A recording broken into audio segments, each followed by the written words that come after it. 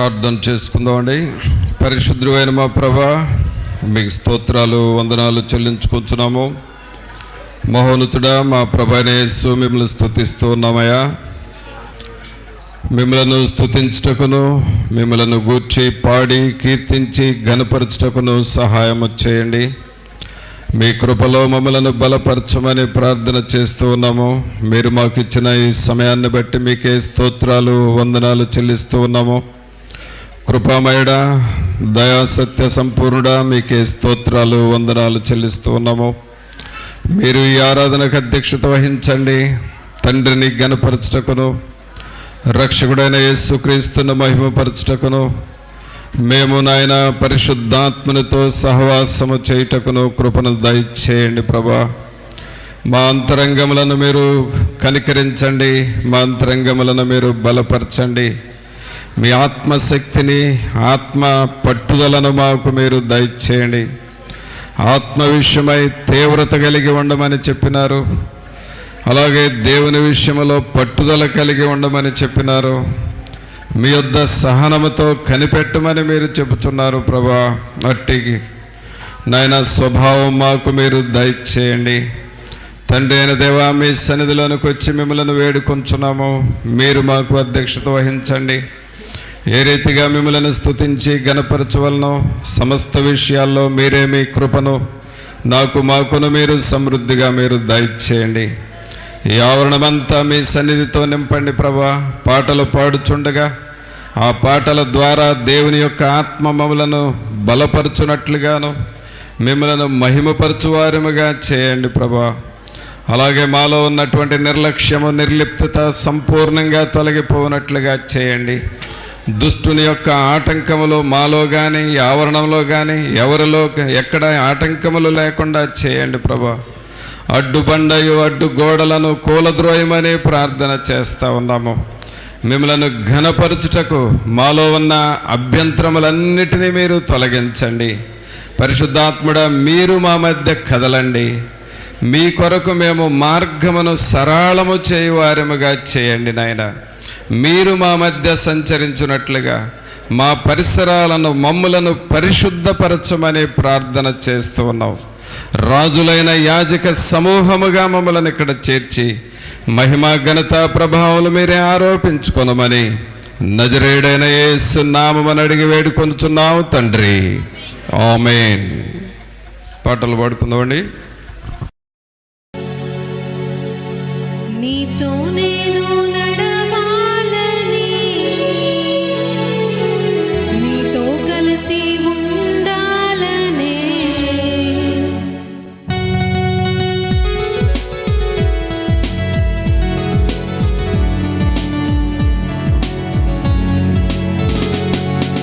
నీతో నేను నడవాలని,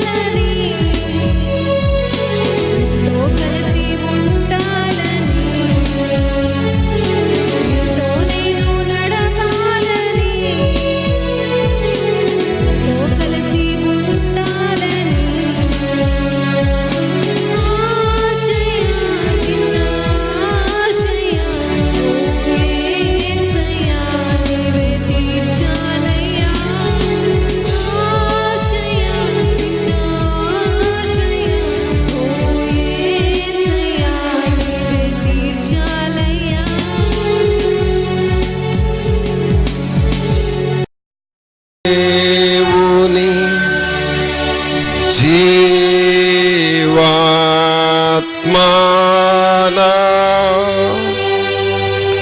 మీదికి రమ్ము.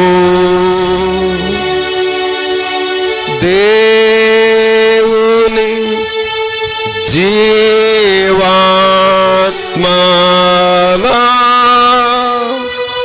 మీదికి రమ్ము.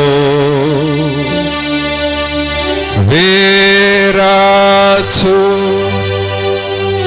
వంచు మాలాచు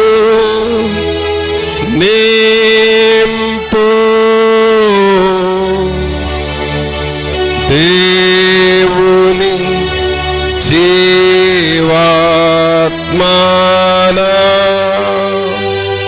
మీదికి రమ్ము. పరిశుద్ధుడైన మా ప్రభువా, మీకు స్తోత్రాలు వందనాలు చెల్లిస్తూ ఉన్నాము. మహోన్నతుడు అయిన మా దేవా, మిమ్మల్ని స్తుతిస్తూ ఉన్నాము. మీ వాక్యము దగ్గరకు మేము వస్తూ ఉన్నాము. పరిశుద్ధాత్ముడా, మీరు నోరు తెరచి మాతో మీరు మాట్లాడండి.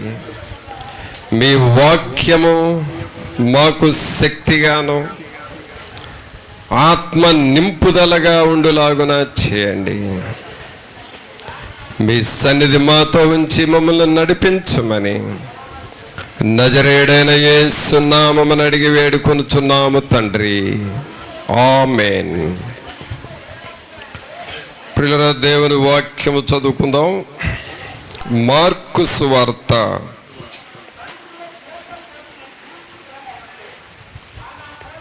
10వ అధ్యాయము.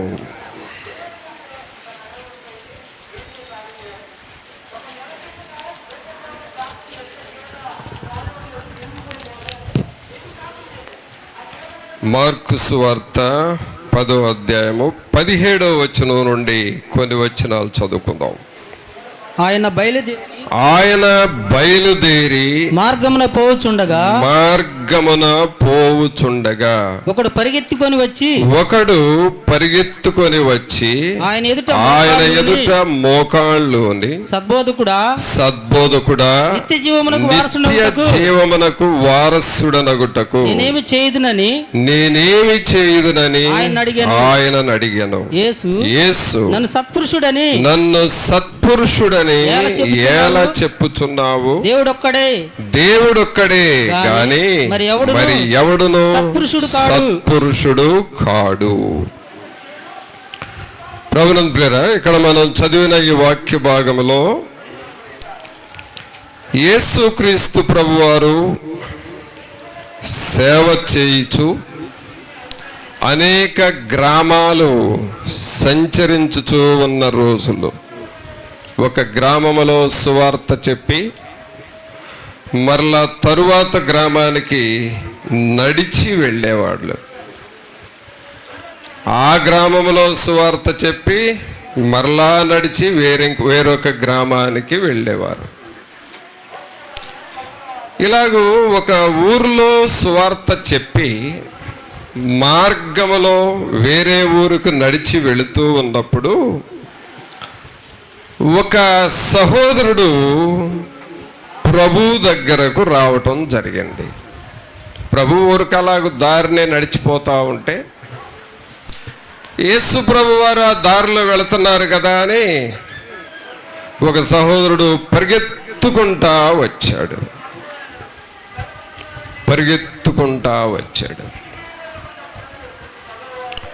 ఎందుకు పరిగెత్తాడు అనంటే,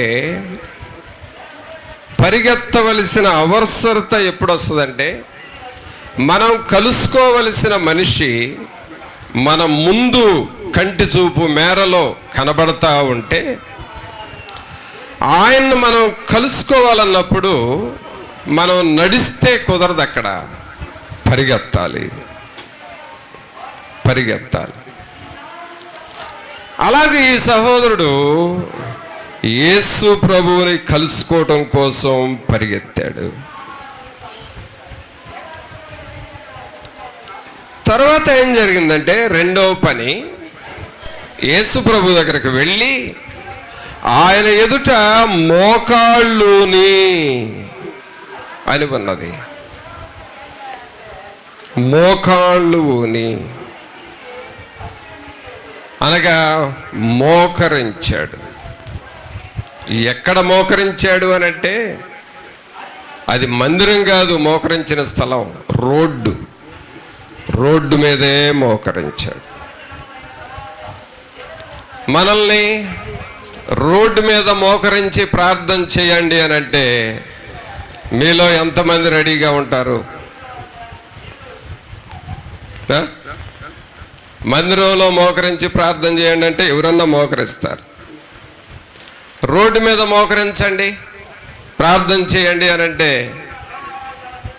కొంతమంది నవ్వుతారు, కొంతమంది సిగ్గుపడతారు, కొంతమంది ఏంట్రా బాబు ఇక్కడ మోకరించేది అని అనుకుంటారు. కానీ ఈ సహోదరుడు రోడ్డు మీద కూడా మోకాళ్ళుని మోకరించాడు. ఇది దేనిని చూపిస్తుందంటే తగ్గింపును చూపిస్తా ఉంది, తగ్గించుకునే విధానాన్ని చూపిస్తా ఉంది. యేసు ప్రభుని కలుసుకోవడం కోసం పరిగెత్తాడు అని ఉంది. పరిగెత్తడం దేనిని చూపిస్తుందంటే ఆసక్తిని చూపిస్తా ఉంది. ఈ యవనస్తుడికి ఆసక్తి ఉన్నది, తగ్గింపు ఉన్నది. ఆసక్తి ఉన్నది, ఆసక్తి ఉండబట్టే పరిగెత్తాడు. తగ్గింపు ఉంది కాబట్టి రోడ్డు మీద మోకాళ్ళు వంచాడు. ఇవి రెండు భక్తికి అవసరమైన విషయాలు. ఇక మూడవది ఏం చేశాడు అని అంటే ప్రభువుని ఏమంటున్నాడంటే సద్బోధకుడా అని సంబోధిస్తున్నాడు. ప్రభువు దగ్గరకు పరిగెత్తుకుంటూ వెళ్ళి ప్రభువు దగ్గర మోకాళ్ళుని, సహజంగా పరిగెత్తిన వాళ్ళకి అలసట వస్తుంది, రొప్పు వస్తుంది. మీరు పరిగెత్తుకుంటూ వెళ్ళి బస్ ఎక్కారనుకోండి, కాసేపు రొప్పుతారు, అలసట వస్తుంది. కానీ ఈ సహోదరుడు పరిగెత్తుకుంటా ప్రభు దగ్గరికి వెళ్ళాడు, మోకాళ్ళు నేడు, వెంటనే అలసట తీర్చుకునే పనులు చేయట్లేదు, ప్రభువుని పిలుస్తున్నాడు సద్బోధకుడా అనగా మంచి బోధకుడా అని పిలుస్తున్నాడు. ఈ సద్బోధకుడా అని పిలవటంలో ఆయన దేవునిని గౌరవిస్తూ ఉన్నాడు. పిల్లరా, ఈయన చేసిన పనులను బట్టి ఈయన భక్తి జీవితం మనకు అర్థమవుతుంది. ఈయన బయటికి కనబడే భక్తి ఎలా ఉంది అనంటే ఆసక్తిగా పరిగెత్తాడు, తగ్గించుకొని మోకాళ్ళు ఉన్నాడు, గౌరవించి సద్బోధకుడా అని పిలిచాడు. అనగా ఆయన జీవితంలో ఆసక్తి ఉంది, తగ్గింపు ఉంది, గౌరవము ఉన్నది.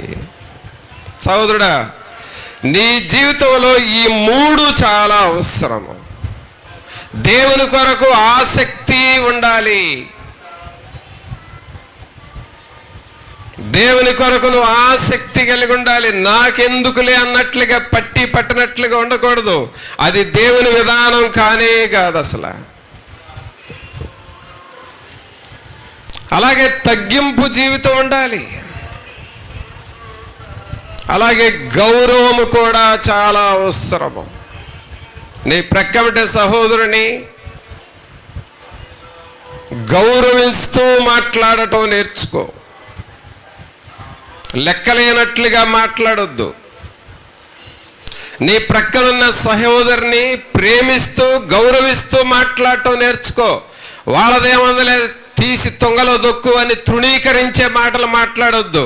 నీ భక్తి నీ మాటల్లో తెలుస్తుంది.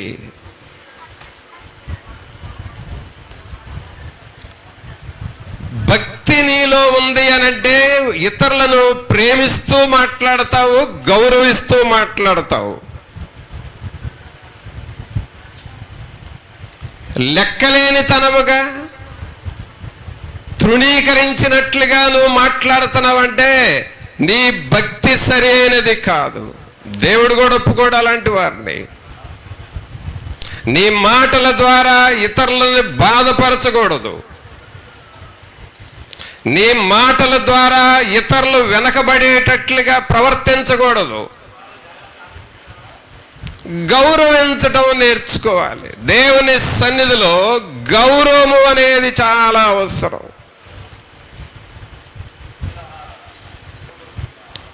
ఈ సహోదరులో 3 ఉన్నాయి. ఆసక్తి ఉన్నది, తగ్గింపు ఉన్నది, గౌరవం ఉన్నది. ఏమడుగుతున్నాడో చూడండి. 17వ వచనం అందరూ చదవండి. సద్బోధకుడా,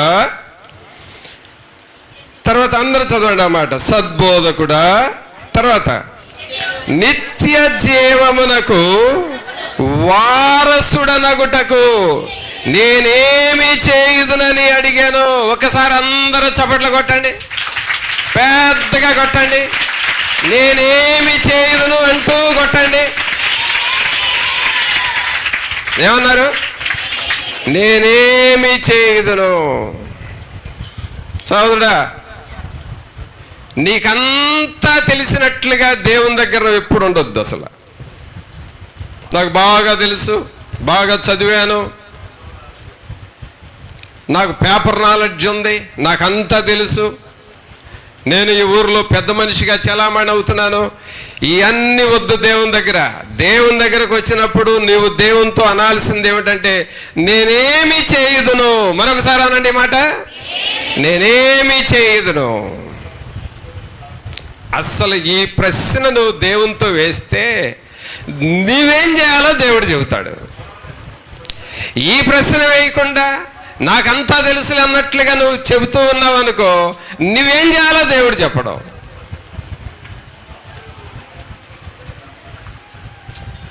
ఈ సహోదరుడు అంటున్నాడు, నేనేమి చేయుదును.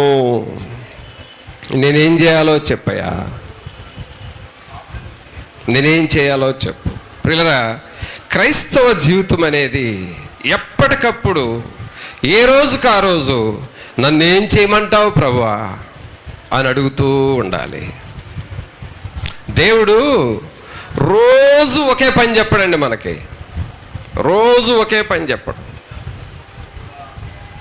రోజు ఒకే పని చేయమని కూడా చెప్పడు. రోజు మన పనులు మారుస్తూ ఉంటాడు దేవుడు, మన డ్యూటీలు మారుస్తాడు. ఒక సేవకుడికి ఉదయమే ప్రార్థన చేసుకొని ప్రభువా ఈరోజు నన్ను ఏం చేయమంటావు అని అడిగితే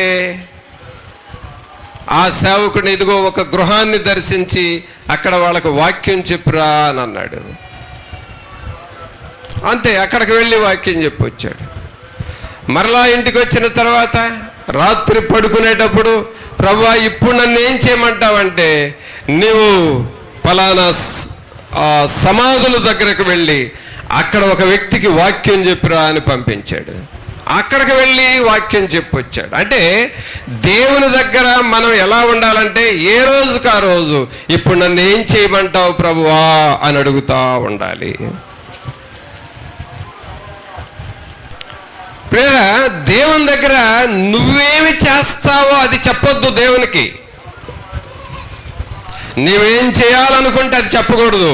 నన్నేమి చేయమంటావు ప్రభువా అని నువ్వు దేవుణ్ణి అడగాలి. నీవు ఏం చేయాలనుకున్నది ముఖ్యం కాదు, దేవుడు చెప్పింది చేయటం ముఖ్యం. ఈ యవనస్తుడు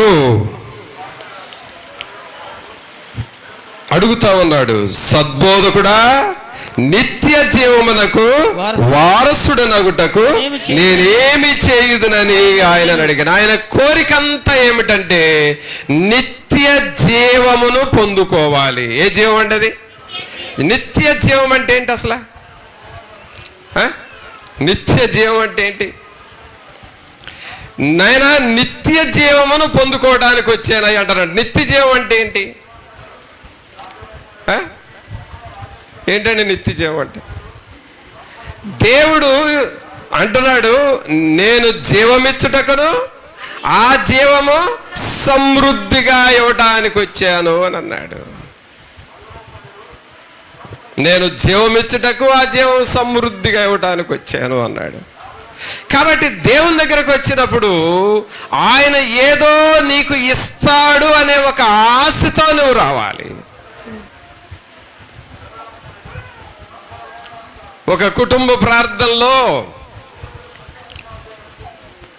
సహజంగా పిల్లలు ముందు కూర్చుంటారు, పెద్దోళ్ళు వెనక కూర్చుంటారు. కుటుంబ ప్రార్థనలు జరిగేటప్పుడు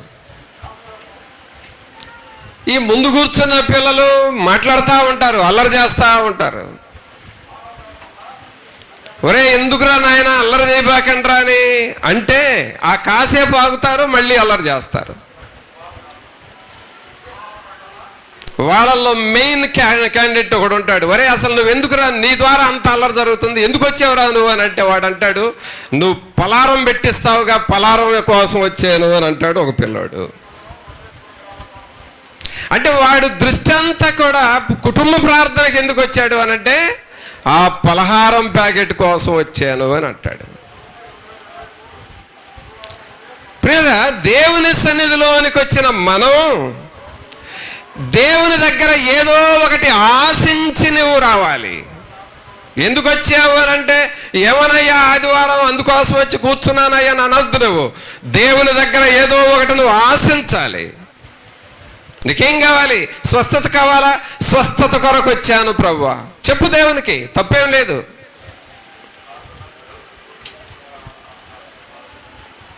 మనశ్శాంతి లేక కాస్త మనశ్శాంతి కోసం వచ్చానంటావా? అదైనా చెప్పు. నీ దగ్గర నువ్వు మనశ్శాంతి ఇస్తావని నేను వచ్చానయ్యా అని చెప్పు.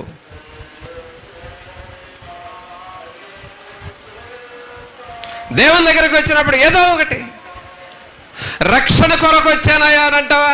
నాకు రక్షణ కావాలి ప్రభువా అని నువ్వు అడుగు దేవుణ్ణి. పరలోక మార్గంలో నేను నడుచుకోవడానికి వచ్చానంటావా? నాకు పరలోక మార్గం కావాలి అని అడుగు. ఏదో ఒకటి నీవు దేవుణ్ణి అడుగుతూ ఉండాలి.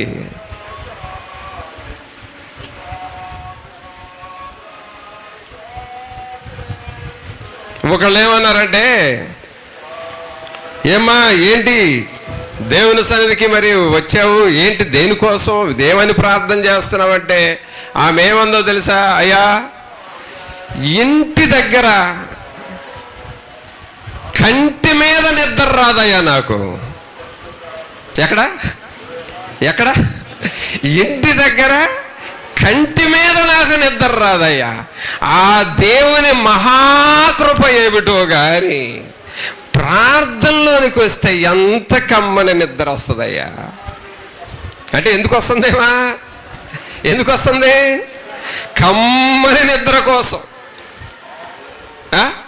ఒకవేళ అలాంటి టాలెంట్ ఉండేవాళ్ళు ఎవరైనా ఉన్నారు ఇక్కడ? అలాంటి టాలెంట్ ఉండేవాళ్ళు అందరూ చప్పట్లు కొట్టండి. ఎవరు కొట్టరు, ఎవరు కొట్టరు, ఎందుకంటే దొంగలు బయటపడతారు. ప్రియులారా, దేవుని యొక్క సన్నిధిలో దేవుని దగ్గర ఏదో ఒకటి ఆశిస్తూ నీవు దేవుని దగ్గరికి రావాలి.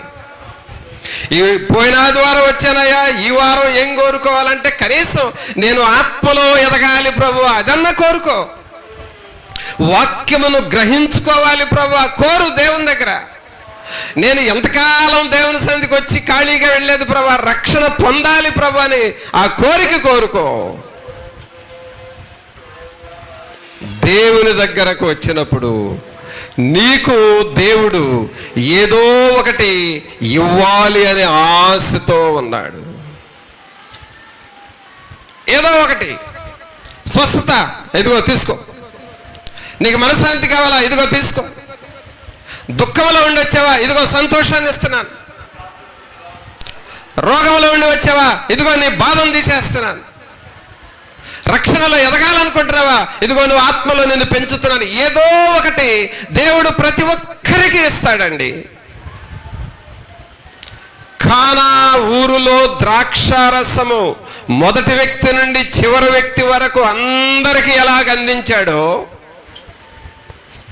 కొండ మీద ప్రసంగము చేయుచున్నప్పుడు ఆ వచ్చిన వారందరికీ ప్రతి ఒక్కరికి భోజనం ఎలాగో పెట్టి పంపించాడో, బెతెస్దా కోనేరు దగ్గరకు వచ్చిన వారిని అందరినీ ఎలాగో స్వస్థపరిచి పంపించాడో, ఆయనను అడిగిన వారి దగ్గరకు వచ్చి అడిగిన దానికంటేను ఊహించిన దానికంటేను ఎక్కువగా ఇవ్వగలిగిన దేవుడు. ఏదో ఒకటి నువ్వు అడగాలి, ఏదో ఒకటి నువ్వు పొందుకోవాలి. నీవు ఆరాధనకు వచ్చావు అంటే ఒకటి సంపాదించుకోవాలి. Receive the power. దేవుని దగ్గర ఏదో ఒకటి పొందుకొని నువ్వు వెళ్ళాలి, కానీ ఖాళీగా వెళ్ళకూడదు. ఒకవేళ ఖాళీగా వెళ్ళాల్సి వస్తే నువ్వు ప్రార్థన ముగించిన ఇంటికి వెళ్ళొద్దు. మందిరంలో పడి ఏడ్చి మొరపెట్టుకొని నింపుకొని వెళ్ళు.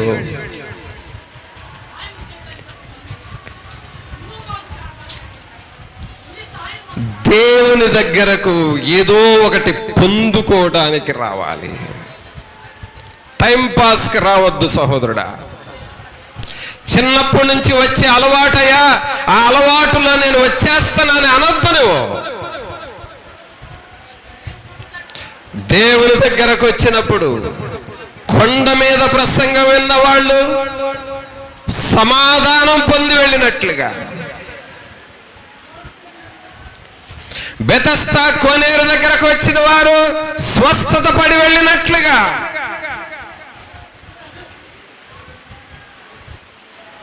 దేవుని సంఘములోకి వచ్చిన వారు పరిశుద్ధాత్మను పొంది వెళ్ళినట్లుగా, ప్రతి ఒక్కరూ ఏదో ఒకటి దేవుని దగ్గర సంపాదించుకోవాలి. అది ఎప్పుడయ్యానంటే దేవుని దగ్గరకు వచ్చి ఆయనను అడగాలి.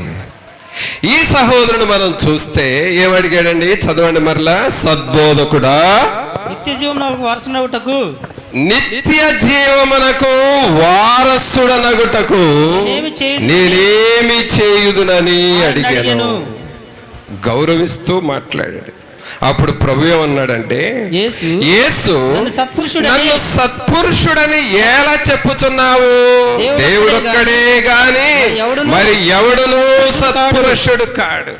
పిల్లరా, యేసయ్యకున్న మనస్సు ఏంటంటే ఇక్కడ సద్బోధకుడా అని ఎవరిని పిలుస్తున్నాడు అని అంటే యేసు ప్రభువుని పిలుస్తున్నాడు ఈ సహోదరుడు.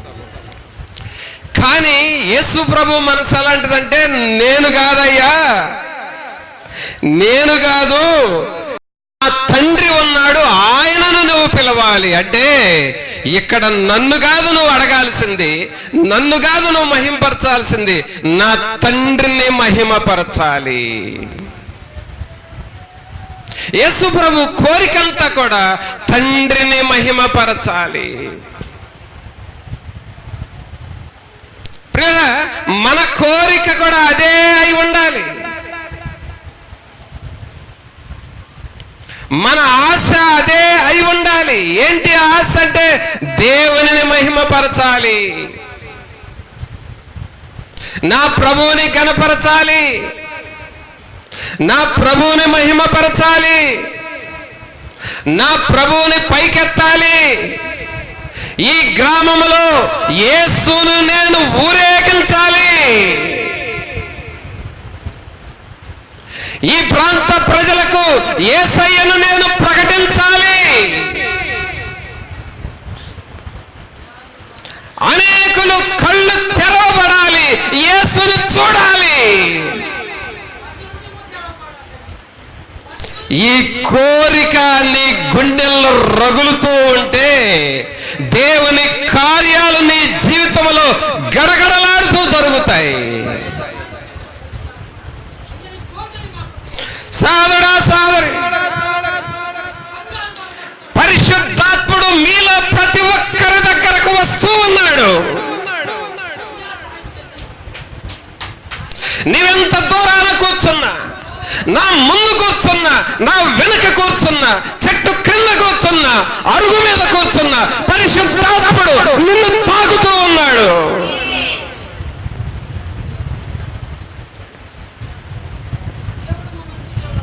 ఆయన కోరుకుంటుందల్లా ఏమిటంటే, నన్ను కాదు నువ్వు ఘనపరచాల్సింది, నా తండ్రిని ఘనపరచాలి. నా తండ్రిని ఘనపరచాలి. ఇక్కడున్న మనకు నిన్ను ఘనపరుచుకునే మాటలు నువ్వు మాట్లాడొద్దు. అసలు నేను నా గొప్పతనం అనే మాటలు నీలో రాకూడదు. నీ నోటిలో రావాల్సింది ఏమిటంటే, నా ప్రభువుని ఘనపరచాలి, నా ప్రభువుని మహిమపరచాలి, నా తండ్రిని పైకి లేవనెత్తాలి, నా జీవితము ద్వారా నా ప్రభువు కనబడాలి. నిన్ను చూస్తే నీ దేవుడు నీలో కనపడాలి. నువ్వు మాట్లాడితే నీ దేవుడు మాటలు నీ నోట్లోకి రావాలి.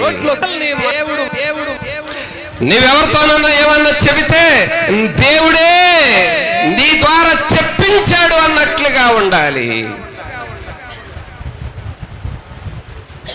దేవుని కార్యాలు అలాగూ జరుగుతాయి.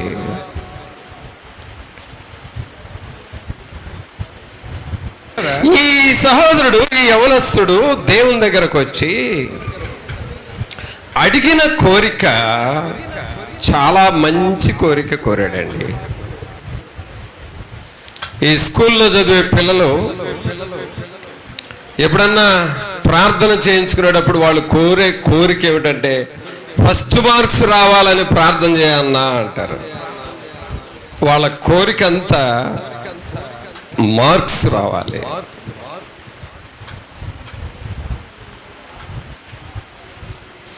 చదువు అయిపోయిన తర్వాత వాళ్ళు కోరే కోరిక ఏమిటంటే, ఒక మంచి ఉద్యోగం రావాలని ప్రార్థన చేయండి అంటారు. వాళ్ళ కోరిక అది. రకరకాల కోరికలు. కోరిక కోరటం తప్పు కాదు, కోరిక కోరాలి. అసలు దేవుని దగ్గరకు వస్తే ఇంకా కోరికలు కోరాలి లేవు. ఎందుకంటే మన దేవుడు కోరికలు తీర్చు దేవుడు. చప్పట్లు కొట్టండి ఒకసారి. ఎలాంటి దేవుడు మన దేవుడు? అందరూ చెబుతూ చప్పట్లు కొట్టండి. మన దేవుడు ఎలాంటి వాడు? మన కోరికలు తీర్చువాడు. నా గుండెల్లో ఆశలు ఉన్నాయి, దేవుడు తీర్చాలని ఆశలు ఉన్నాయి అన్న వాళ్ళందరూ చేతుల పైకి లేపి చప్పట్లు కొట్టండి. ఆమేన్, ఆమేన్, ఆమేన్, ఆమేన్.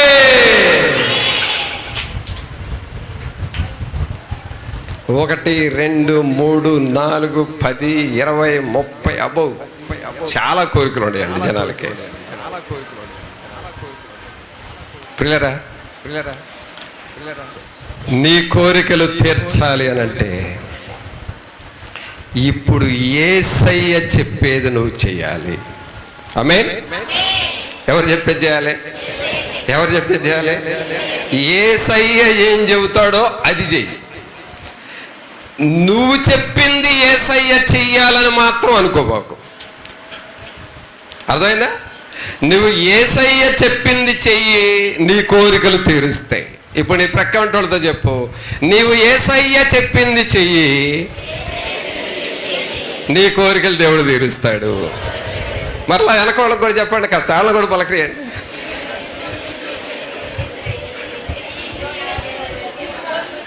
నువ్వు యేసయ్య చెప్పింది చెయ్యి, నీ కోరికలు దేవుడు తీరుస్తాడు. ఆమేన్, ఆమేన్. ఇందాక కోరికలు ఉన్న వాళ్ళందరూ చప్పట్లు కొట్టంటే కొట్టారా? ఇప్పుడు చప్పట్ల ధ్వని మనం ఎలాగున్నామో యేసయ్య మన కోరికలు తీర్చే ధ్వని కూడా మనం వినాలి. అయితే ప్రియులరా, ఈయన కోరింది ఏమిటంటే, నిత్య జీవమునకు వారసుడనగుటకు నేనేమి చెయ్యాలి? నిత్య జీవం అంటే పరలోక సంబంధమైనది. నేను జీవం ఇచ్చుటకును ఆ జీవము సమృద్ధిగా ఇవ్వడానికి వచ్చానన్నాడు. కనుక జీవం ఇస్తే మనం యుగ యుగాలు తరతరాలు ఆ జీవములో బ్రతుకుతాం. నీకు గవర్నమెంట్ ఉద్యోగం ఇస్తే కొన్ని సంవత్సరాలు చేస్తావు, తర్వాత రిటైర్ అవుతావు. ఒక జాబ్లో చేరితే కొంతకాలం పనిచేస్తావు, తర్వాత ఆ పనిని వదిలేస్తావు. కానీ యేసయ్య నీకు జీవం ఇస్తే ఈ లోకములో నీవు యోగ్యముగా ఉంటావు, పరలోకములో దేవునితో యుగయుగాలు ఆయనతో జీవిస్తావు. నిత్య జీవము అనగా నో ఎండ్. సముద్రానికి ఈ సైడ్ గట్టు ఉంది కానీ ఆ సైడ్ గట్టు లేదు. ఇంతవరకు ఎవరు సముద్రానికి ఒక గట్టు చూసాం కానీ రెండో గట్టు ఎవరు చూడాల. ఆ సైడ్ అసలు గట్టెక్కడో ఎవరికి తెలియదు.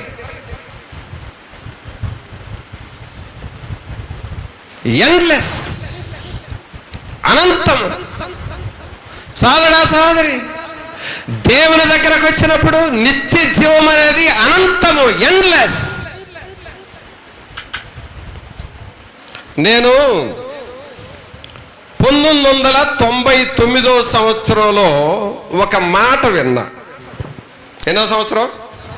కరెక్ట్గా 1999 సంవత్సరంలో పుట్టిన పిల్లల చేతులు ఎత్తాలి త్వరగా.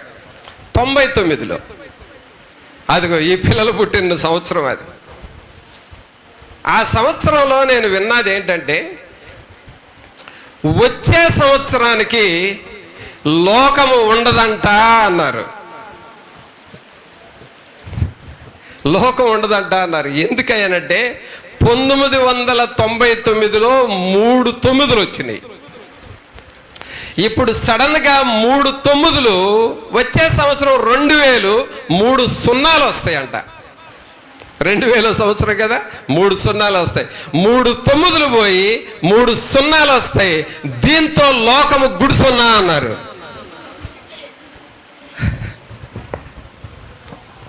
ఏమన్నారు? లోకం గుడిసున్నా అన్నారు. అప్పుడు నేను 1999లో 9వ తరగతి. నేను 9 ఏమో నాకు గుర్తులేదు, నా చదువు కూడా నేను మర్చిపోయా.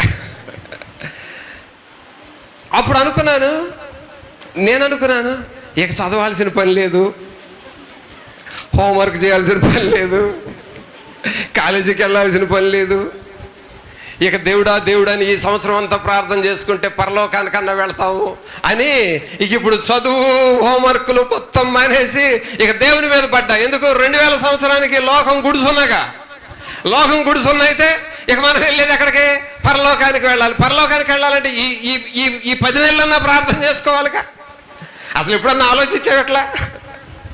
ఈ 10 నెలలన్నా ప్రార్థన చేసి పరలోకం సంపాదించుకుందాం, ఈ 10 సంవత్సరాలన్నా ప్రార్థన చేసి దేవుని సేవ చేసి పరలోకంలో గొప్ప భాగ్యం సంపాదించుకుందాం. ఇట్లా ఎప్పుడన్నా ఆలోచన చేసేవా? 10 నెలలు టైం అంటే 10 కాలాలకు సంపాదించాలి అనే కోరిక. 10 నెలలు టైం అంటే 10 మందితో తగాదాలు పెట్టుకోవాలనే కోరిక. ఏం కోరికలు వస్తున్నాయి నీకు? సోదరుడా, 2000 సంవత్సరాల్లో లోకం అయిపోతుందని అనుకున్నాను. ఇప్పుడు 2023 సంవత్సరాలు లోకమేం అవలేదు. ఎండ్లెస్,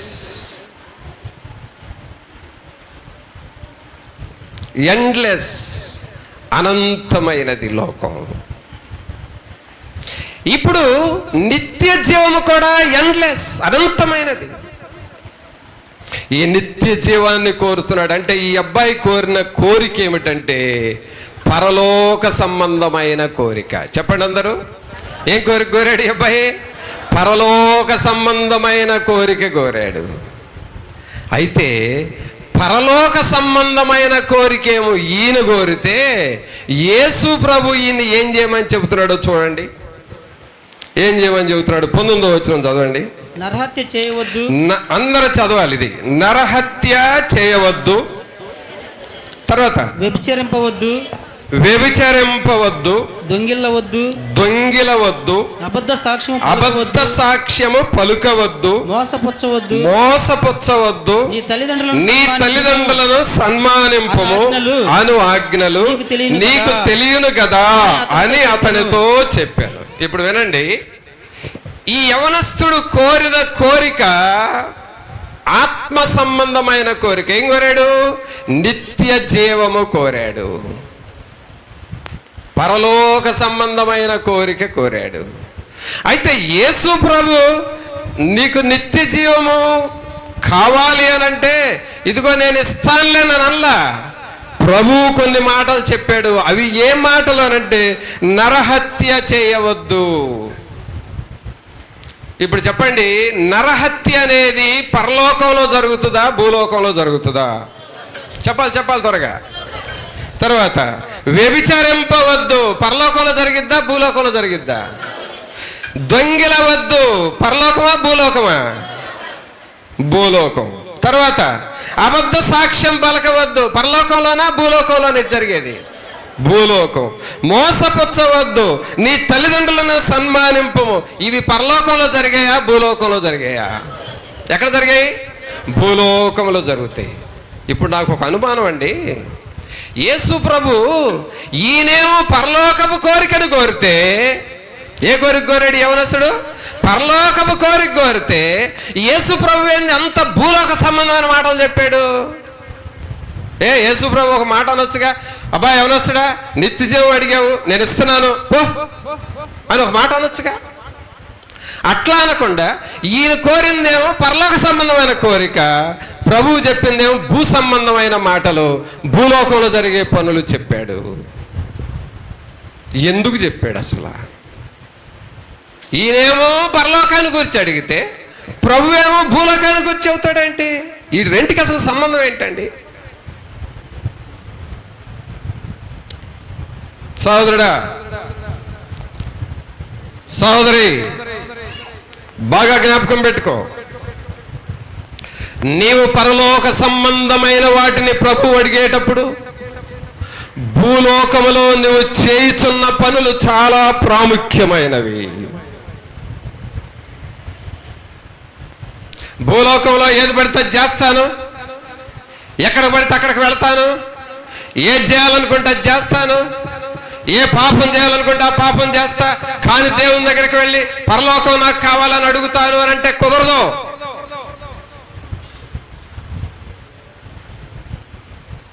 పరలోక సంబంధమైన ఆశీర్వాదాలు నీకు కావాలంటే, పరలోక సంబంధమైన దీవెనలు నీ ఇంటి మీదకి రావాలి అంటే, పరలోక సంబంధమైన ఆత్మ సంబంధమైన జీవము నీ హృదయంలో కలగాలి అనంటే భూమి మీద నువ్వు చేసే పని చాలా ప్రాముఖ్యమైనది. భూమి మీద నేను ఏది పడితే చేస్తాను, చివరికి పరలోకం కోరుకుంటానంటే కుదరదు. ప్రభు అంటున్నాడు, నీకు పరలోకం కావాలంటే, నీకు నిత్య జీవం కావాలంటే నరహత్య చేయవద్దు. ఏం చేయొద్దు? ప్రియులరా, నరహత్యను గురించి ఒక మాట ఏముందంటే, ఏదో కత్తో ఖడ్గమో తీసుకొని మనిషిని చంపేసి వాళ్ళ ప్రాణం పోతే అది నరహత్య అవుతుంది. కానీ క్రొత్త నిబంధనలోనికి వచ్చేసరికి నరహత్యను ఇంకా ఎంత షార్ప్గా ప్రభువు చెప్పాడంటే, తన సహోదరుని ద్వేషించువాడు నరహంతకుడు. నువ్వు ద్వేషిస్తా ఉంటావు చూడు, ఈ దుష్టుడు, ఈ దుష్టురాలు ఎప్పుడు చస్తుందో, ఏనాడు పోతుందో అని అంటా ఉంటావు చూడు, నీవు నరహత్య చేస్తున్నావు. నీవు నరహత్య చేస్తున్నావు అనంటే పరలోకాన్ని పోగొట్టుకుంటున్నావు. అంతేకాదు, ఈ నరహత్య అనే మాట దగ్గర ఇంకొక మాట కూడా పరిశుద్ధాత్మ నాకు గుర్తు చేస్తున్నాడు. సంఘములో లేక మన కుటుంబాలలో ఏమైనా ఇలాంటివి జరుగుతున్నాయేమో చూసుకోవాలి. అదేమిటంటే, వివాహమునకు ముందుగానే పాపములో కనిన బిడ్డలు,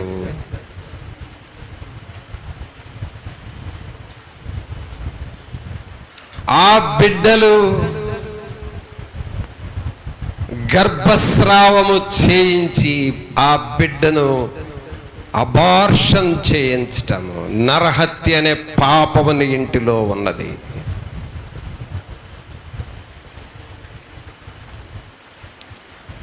వివాహమైన తరువాత కూడా గర్భవతిగా ఉండి ఆ పుట్టబోయే బిడ్డ నాకు వద్దు అనుకొని అబార్షన్ చేయించటము నరహత్య అనే పాపము నీ మీద ఉన్నది. నీకు పరలోకం కావాలి, కానీ వీటిల్లో నువ్వు సెట్ అవ్వాలి. ఇలాంటి పాపములు నీలో ఏమైనా ఉన్నాయేమో సరి చేసుకోవాలి నువ్వు. ఒకవేళ ఇప్పుడు చేయట్లేదు, ఇంతకుముందు చేసేవేమో, ఇంతకుముందు అలా చేయడానికి ప్రోత్సహించేవేమో. ఆ పాపము, ఆ శాపము నా నెత్తి మీద, నా ఇంటి మీద తుడిచివేయి ప్రభు అని సిలువను పట్టుకొని కన్నీరు కార్చాలి.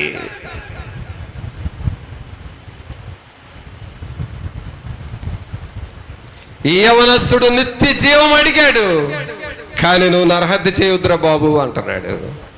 అంటే నరహత్య చేయకపోతే నిత్య జీవం ఇస్తానని అర్థము. రెండవ మాట, వ్యభిచరింపవద్దు. ఈ వ్యభిచారం అనే పాపం అండి, ఇది ఒక మంచినీళ్ల ప్రాయముగా, మరి ముఖ్యముగా మారు మనసు పొందనకుండా ఉన్న రోజుల్లో మంచినీళ్ల ప్రాయం అయిపోతుంది. నీ ఇష్టం వచ్చినట్లు కుక్కలాంటి జీవితం, పందిలాంటి జీవితం, బురదలో రొచ్చులో పడి బ్రతుకుతున్న నీ జీవితం, నాది నా శరీరం అన్నట్లుగా నువ్వు బ్రతుకుతూ ఉన్నావు. నీవు పరలోకం పోగొట్టుకుంటావు, నిత్య జీవం పోగొట్టుకుంటావు, నరకములో నువ్వు వేయబడతావు.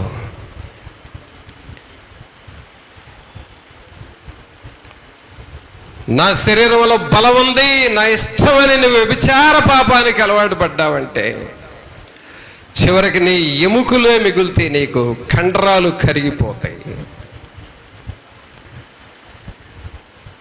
ఈ వ్యభిచారమనే పాపము మారు మనసు పొందిన తర్వాత కూడా బాప్తిస్మము తీసుకొని బల్లారాధనలో పాల్గొంటూ కూడా ఒకవేళ ఈ వ్యభిచార పాపమును చేసేవేమో, ఈ వ్యభిచార పాపము కాన్ రాకుండా చేసేవేమో, ఆ పాపము యొక్క శాపము నీ మీద ఉన్నది. సోదరుడా, నీ కుటుంబం మీదకి ఆ పాపం వస్తుంది, నీ పిల్లల మీదకి ఆ పాపం వస్తుంది, నీ మనవళ్ళ మీదకి ఆ పాపం వెళుతుంది. నీవు 4-5 తరాల వరకు ఆ పాపము యొక్క శాపము నీ వంశాన్ని ఏలుతుంది. వ్యభిచారం చేయటం అంటే ఏదో సరదాగా ఏముందలే టైం పాస్ అని ఫోనుల్లో మాట్లాడుకొని నీ ఇష్టానుసారముగా ప్రవర్తిస్తున్నావేమో. ఒకవేళ అలా ప్రవర్తించేవేమో, ఆ శాపము కొన్ని తరాల వరకు నిన్ను వెంటాడుతుంది. జాగ్రత్తగా ఉండాలి. కంట్రోల్ కాలేకపోతున్నానయ్యా, నా వల్ల కావట్లేదయ్యా ఈ శరీరేచ్ఛలు అంటావా, కనీసం నీకు లేచి నడిచే ఓపిక కూడా లేని రోజులు వస్తాయి నీకు. పరలోకం కావాలి, కానీ ప్రభు అంటున్నాడు భూమి మీద మీరు చేసే పనులు ఇవేనయ్యా. నరహత్య చేయవద్దు, వ్యభిచరింపవద్దు. అంత అవసరమా? వ్యభిచారం అనే పాపానికి అలవాటు పడి పరలోకం పోగొట్టుకోవడం అంత అవసరమా నీకు? బుద్ధి లేదా నీకు అసలు? దేవుని భయం లేదా నీకు? తర్వాత చూడండి, దొంగిలవద్దు. దొంగిలవద్దు. సోదరుడా, దొంగిలవద్దు. ఈ దొంగతనం అనేది, ఈ దొంగతనం అంటే ఇతరుల ఇళ్లలో పడి దొంగిలించడమే కాదండి, మీ అమ్మ నాన్నకు తెలియకుండా తీసుకునే డబ్బులు కూడా దొంగతనమే. వాళ్ళేమో జేబులోనే పెడతారు, ఏ టేబుల్ మీదో డబ్బులు పెడతారు, వాళ్ళ పనులు చేసుకుంటారు. నీవేమో ఆ టేబుల్ మీద తీసుకొని ఎక్కడో కొనుక్కుంటావు, ఏదో దాచేస్తావు. తర్వాత మీ అమ్మ మీ నాన్న అడుగుతారు, అరే ఇక్కడ డబ్బులు పెట్టాను తీసారంటారా అంటే నాకు తెలియదంటే నాకు తెలియదు, నాకు తెలియదంటే నాకు తెలియదు. ఒట్లు పెట్టుకోవడానికి చూస్తారు. ఈ దొంగతనం అనే పాపము నీకు పరలోకము లేకుండా చేస్తుంది.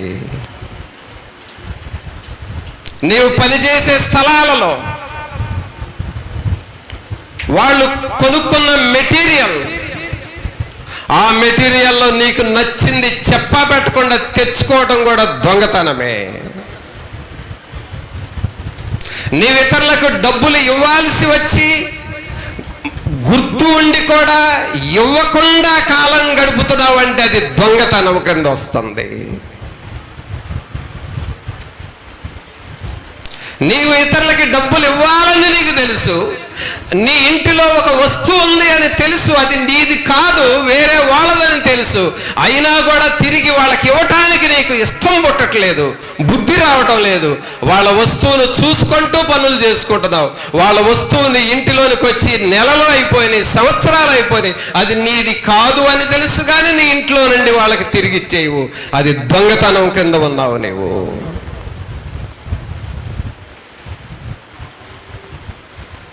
దేవుడు నీకు ఇచ్చిన సొమ్ములో, నీకు ఇచ్చిన జీతంలో, నీకు ఇచ్చిన ఆదాలో దేవుని సొమ్ము దేవునికి ఇవ్వకుండా ఏంట్లే ఇచ్చేది, ఏందిలే అని చెప్పి నిర్లక్ష్య భావము, ఎగరగొట్టే మనసు. ఎవరికి ఎగరగొడుతున్నావు? దేవునికి ఎగరగొడుతున్నావు. ఆ ఎగరగొట్టే మనసే దొంగతనము.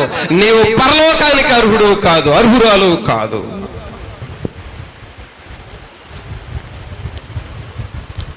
దొంగతనం ఇలాగ రకరకాలుగా ఉంటా ఉన్నది.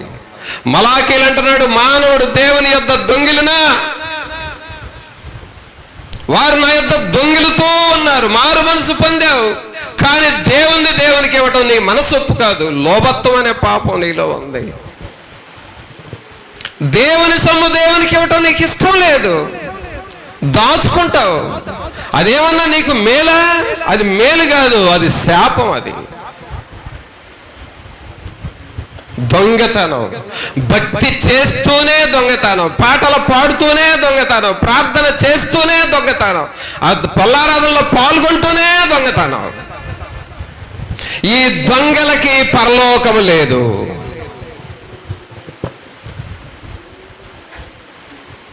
పిల్లల చూసారా, ఈ యవనస్తుడేమో నిత్య జీవం కావాలంటున్నాడు, ప్రభు ఏమో నువ్వు భూమి మీద చేసే పనులు నువ్వు సరి చేసుకో అంటున్నాడు. ఏమంటున్నాడు ఇక్కడ? ఏమంటున్నాడు? నరహత్య చేయవద్దు, వ్యభిచరింపవద్దు, దొంగిలవద్దు, అబద్ధ సాక్ష్యము పలుకవద్దు, ఇతరుల మీద అబద్ధాలు చెప్పొద్దు, మోసపుచ్చవద్దు, మాయ మాటలు చెప్పి ఇతరులను మోసపుచ్చవద్దు, నీ తల్లిదండ్రులను సన్మానింపు. మీ అమ్మా నాన్నను సన్మానించడం కూడా నేర్చుకోవాలి. ఇవన్నీ చెయ్యాలబ్బాయి, అప్పుడు నీకు ఏమిస్తాను, నేను నిత్య జీవం ఇస్తాను అని ప్రభు అంటే. ఈయన చెప్పిన మాట చూడండి 20వ వచనంలో. చదువా? అందుకతడు బోధకుడా బాల్యము నుండి. ముందేమన్నాడు? ముందేమని పిలిచాడు? చెప్పాలి. మీ బైబిల్ లేదంటే చెప్పండి. ముందేమని పిలిచాడు యేసయ్యను? ఎలా ఉండి పిలిచాడు? మోకాళ్ళ మీద ఉండి సద్బోధకుడా అని పిలిచాడు. ఇప్పుడు ఏమని పిలుస్తున్నాడు? బోధకుడా అని పిలుస్తున్నాడు. అంటే ఇక్కడ అర్థం ఏంటంటే, సద్బోధకుడా అని పిలిచిన వ్యక్తి ఇప్పుడు బోధకుడా అని పిలుస్తున్నాడంటే గౌరవము తగ్గుతూ ఉన్నది. సద్బోధకుడా అని పిలిచినప్పుడు మోకాళ్ళ మీద ఉన్నాడు, ఇప్పుడు బోధకుడా అని పిలిచినప్పుడు లేచి నిలబడ్డాడు.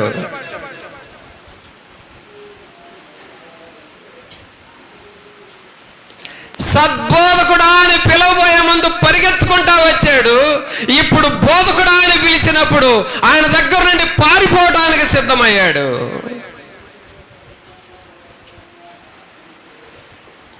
యాక్టివిటీస్ మారిపోతున్నాయి, అతను చేసే పనులు, చెప్పే మాటలు మారిపోతా ఉన్నాయి.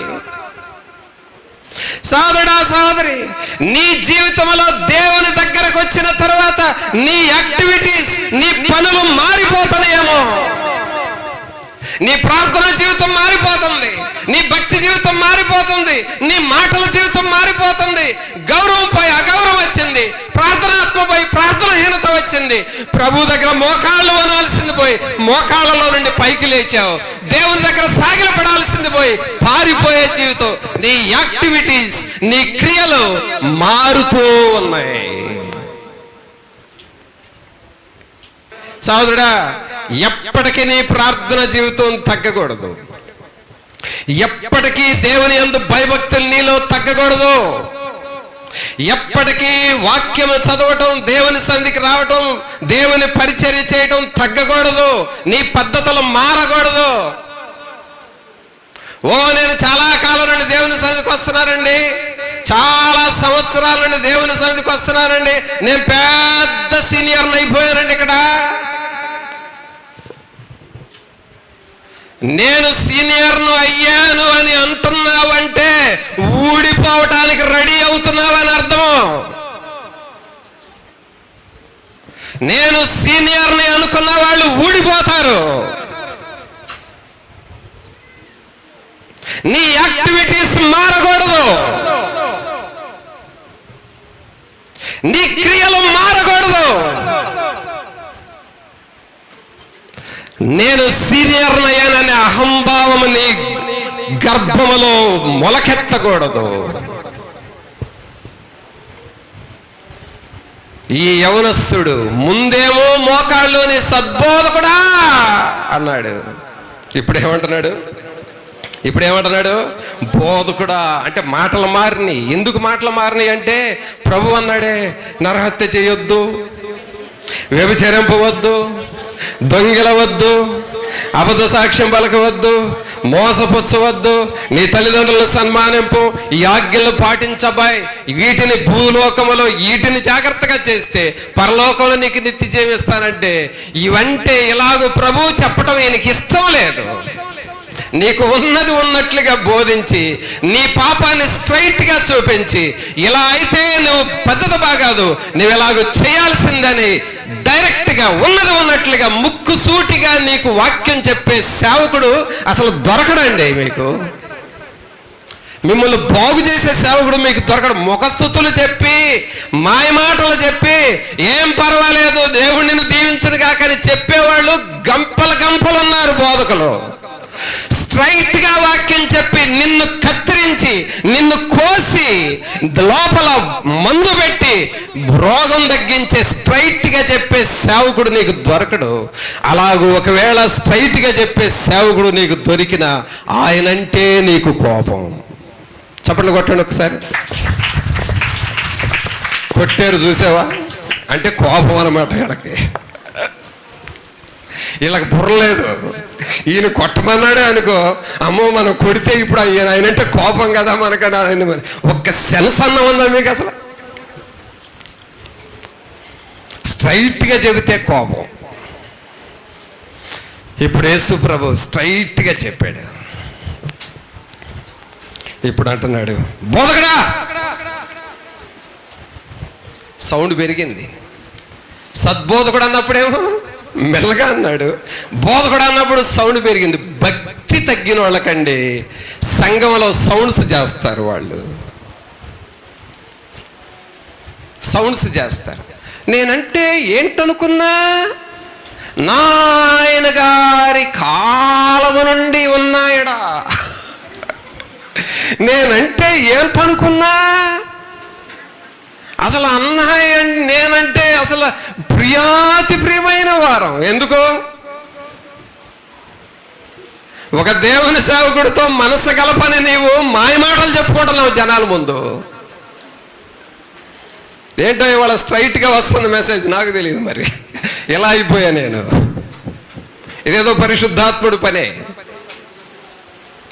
మాయమాటలు, మనుషులకు మాటలు చెప్పి భక్తి గలవాడనని రుజువు చేసుకోవడానికి మాటలు చెబుతున్నావు కానీ క్రియలు లేవు. ఇప్పుడు అంటున్నాడు, బోధకుడా. ఏంది బాబు అంత అలర్టుకుంటావు?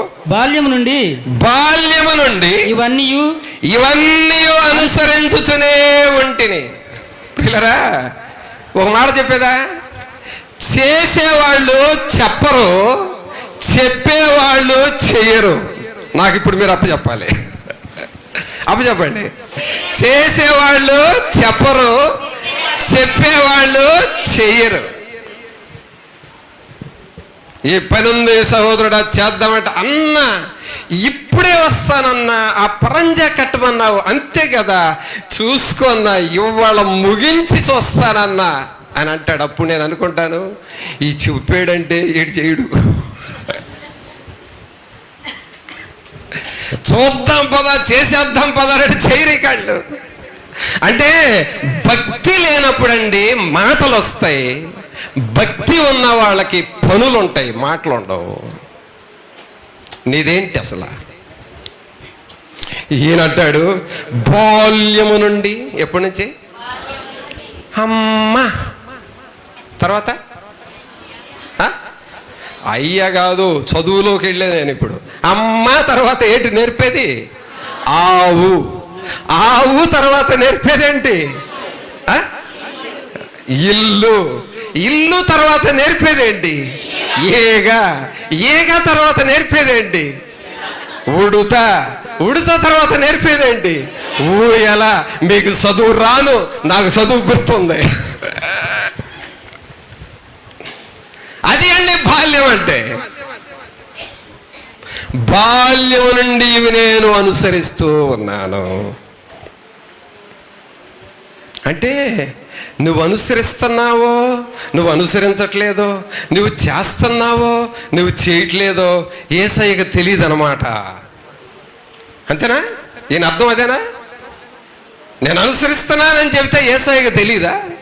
కొంతమంది భక్తి అండి దేవుని కోసం రవ్వంత చేస్తారు. ఎంత? రవ్వంత చేస్తారు, దాన్ని కొండంత చెబుతారు. అదొక భక్తి. భక్తిలో నంబర్ 1 రకం ఇది. చేసేది రవ్వంతా, చెప్పేది కొండంతా. అంటే అర్థం ఏంటంటే వీళ్ళు డబ్బా బ్యాచ్. ఏ బ్యాచ్ వీళ్ళు? డబ్బా బ్యాచ్. ప్రియులరా, ఈయన కూడా డబ్బా బ్యాచ్, డబ్బా భక్తి ఉంది. ఇవన్నీ నేను చేస్తున్నాను. సరే, అప్పుడు ప్రభు అన్నాడు, ఏమన్నాడు? నీకు ఒకటి కొదువుగా ఉన్నది, నీవు వెళ్ళి నీకు కలిగినవన్నీ అమ్మి బేదలకిమ్ము. ఇది కూడా భూలోకంలో చేయాల్సిన పనే. ఎక్కడ చేయాల్సిన పని? ఆ పైన లిస్టులో పాపాలు అవి ఎక్కడ జరిగాయి? భూలోకంలోనే. నీకు కలిగిందంతా అమ్మి బేదలకిమ్మనేది కూడా భూలోకంలోనే జరిగే పని. అమ్మి పేదలకి ఇవ్వయ్యా, అప్పుడు పరలోకం నేను నీకు ఇస్తాను అని అంటే, ఇక ఈయనకి ఏమైందో చూడండి. అతడు మిగుల ఆస్తి గలవాడు గనక ఆ మాటకు ముఖము చిన్న బుచ్చుకొని. ఏం బుచ్చుకొని? ఏం బుచ్చుకొని? ఏం బుచ్చుకొని చెప్పాలి? ముఖము చిన్న బుచ్చుకొని. అంటే ముఖం చిన్నదైపోయింది. కొంతమంది ముఖాలు చిన్నవైపోతాయి పాపాన్ని చూపించినప్పుడు. పాపము సరి చేసుకున్నప్పుడు ముఖం చిన్నపోతుంది. చిన్నబుచ్చుకొని దుఃఖపడుచు వెళ్ళిపోయాను. ప్రియులరా, ఏమడిగాడినా? దేవుని దగ్గరకు వచ్చి ఏమడిగాడు? నిత్య జీవం, పరలోకం కావాలని అడిగాడు. వెళ్ళేటప్పుడు ఎలా వెళ్ళాడు? ముఖము చిన్నబుచ్చుకొని వెళ్ళాడు. అంటే ఏం పోగొట్టుకున్నాడు? పరలోకాన్ని పోగొట్టుకున్నాడు. ఏమి పట్టుకున్నాడు అని అంటే డబ్బును పట్టుకున్నాడు. మిగులు ఆస్తి గలవాడని ఉంది కదా, డబ్బును పట్టుకున్నాడు. ఏది వదిలిపెట్టుకున్నాడు? పరలోకాన్ని వదిలాడు. ఇప్పుడు మీ 2 చేతులు పైకి లేపండి. ఏం పట్టుకున్నాడు చెప్పండి? ఏం పట్టుకున్నాడు? ఆస్తిని పట్టుకున్నాడు. ఏం వదులుకున్నాడు? పరలోకాన్ని వదిలాడు. చెప్పాలి, అందరు బిగ్గరగా చెప్పండి. ఏం పట్టుకున్నాడు? ఆస్తిని పట్టుకున్నాడు. ఏం వదులుకున్నాడు? పరలోకాన్ని వదులుకున్నాడు. ఎంత లాస్ అయ్యాడో చూడండి. అడగటం బాగానే అడిగాడు, పరలోకం కావాలని అడిగాడు, కానీ ఆస్తినే పట్టుకున్నాడు, కానీ పరలోకాన్ని వదులుకున్నాడు. సోదరుడా, నీ జీవితంలో కూడా పాపాన్నే పట్టుకొని పరలోకాన్ని పోగొట్టుకుంటున్నావేమో, జాగ్రత్త. నీవేదో ఒక పాపాన్ని లోపల దాచేవే, దాన్నే పట్టుకొని దేవుణ్ణి పోగొట్టుకుంటున్నావేమో, జాగ్రత్త. ఆస్తిని పట్టుకున్నాడు ఇతను. దేవుణ్ణి వదులుకున్నాడు. మరి నీ జీవితం ఎలా ఉన్నది? దేన్ని పట్టుకున్నావు? దేన్ని వదులుకుంటున్నావు? నీ జీవితంలో ఒకవేళ లోకాన్నే పట్టుకున్నావేమో, ఏదో ఒక పాపాన్ని పట్టుకున్నావు, ఏదో డబ్బును పట్టుకున్నావు, ఏదో ఒక స్త్రీని పట్టుకున్నావు, ఏదో ఒక పాపాన్ని పట్టుకున్నావు, దాన్నే పట్టుకుంటున్నావు. దేవుణ్ణి వదిలేస్తున్నావు. ఎంత వాక్యం వింటున్నావు? వదిలేస్తున్నావు. ఎన్ని మెసేజ్లు వింటున్నావు? వదిలేస్తున్నావు. ఎంతగా దేవుని సేవకుడు నిన్ను హెచ్చరిస్తున్నాడు, లెక్కలేదు. మారు మనసు పొందమని ఎన్నిసార్లు నీకు చెప్పాడు, పట్టించుకో. పాపాన్ని పట్టుకుంటున్నావు, దేవుణ్ణి వదిలిపెడుతున్నావు. ఈ రోజున సంఘములో ఇలాంటి వారు ఎంతమంది ఉన్నారో పరిశీలన చేసుకుందాం. ఎంతమంది మీ జీవము కలిగిన దేవుణ్ణి విడిచిపెట్టి లోకమును పాపమును పట్టుకుంటున్నావేమో. నీకు పరలోకములో ధనము కావాలంటే ఇక్కడ నువ్వు ఆస్తి అమ్మి పేదలకివ్వు. నీకున్న ఆస్తిని దేవునికివ్వు, పరలోకములో నీకు ధనం కలుగుతుందని ప్రభువు చెప్పాడు. ఆ మాట ఈయనకి నచ్చక చిన్నబుచ్చుకొని వెళ్ళాడు. ఎన్నడూ ప్రభు దగ్గరకు రాలేదు, ఎన్నడూ పరలోకానికి వెళ్ళలేదు. ఇక నిత్య నరకాగ్నిలోకి వెళ్ళాడు. దేవుని దగ్గరకు వచ్చాడు, మోకాళ్ళు ఊనాడు, తగ్గించుకున్నాడు, కానీ ఫలితం లేకుండా పోయింది. సోదరుడా, నీ భక్తి కూడా చాలా వరకు భక్తి చేస్తున్నావు, పరిగెత్తుతున్నావు, తగ్గించుకుంటున్నావు, మోకాళ్ళు ఊనుతున్నావు, బాగానే ప్రభువుని అడుగుతున్నావు. కానీ ఫైనల్ స్టెప్లో